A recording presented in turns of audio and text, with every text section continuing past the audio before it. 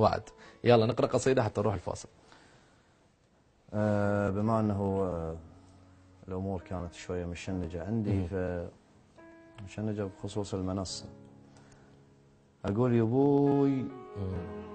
احترقوا أهلك على الجمال البيك، لا تزعل ترى من الحرقة قلنا لك، منو بنسلك نبي ويم الله وصى عليك، شو حطينا خلطا مولح قبالك، بهاي وجوهنا ومن نمشي مغرورين، شاش نسوي لو عدنا الوجه مالك، يا من حتى بمشيتك انت ما تحس بيك، ثقلك على الارض كان خفة خيالك، وكان ضكت قبر ثوبك نشوف عليك، قلنا البس حصر شاهيكي قلنا لك، لازم يبتعد لو انت لو رمضان، الصايم من يشوفك يبطل صيامه، كل عقلك نعوفك عالجقار ندوخ، والله نغازلك لو لابس عمامه، ظل ببيتكم يا مخدر الحيطان، بعصرك لو هبل كان اعلن اسلامه، فدوى يروح لك نص مجلس النواب، يا لم وحد الشباب بوقفة الشارع،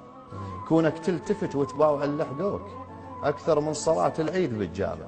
غير القابلك وعيونه راح تطيح، غير العالرصيف القاعد يباوع طرقاع اللي فتك، انت واهلك كون وانا واهلي والشافوك والسامع والما منتبه والموتى والعدلين خايف جبلونه وقاعد النازع، لا تطلع قذلتك ما نريد ننام، ما عولنا يخلص ليلنا ونطلع، حضرت جوال عندنا من السياسيين شافتنا على بابك خاف ما نرجع، كان على الاقل قاطفنا لو حصوات، هل بتنكسر جامتكم وتطلع وناخذ صورتك تحت الجفن وننام، ولو بس شوفتك ما اعتقد نقنع، حكومة من الوطن ما شابعة من البوق، شا من شوفتك عود الشعب يشبع، وانت من الحسن صبحية معرسين، كل شي البيك يضحك من يسألونك، خيعون الملك اللي مقضى عمره وياك، والله يساعده ومتحمل متونك راح نروح لأهلك، هل بتيقبلون انا وناسك اللي ما نقدر بدونك متبرعين،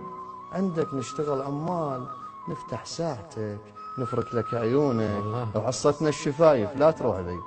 بس كلمة صباح الخير وشلون. الله صح لسانك، صح لسانك يا حبيبي.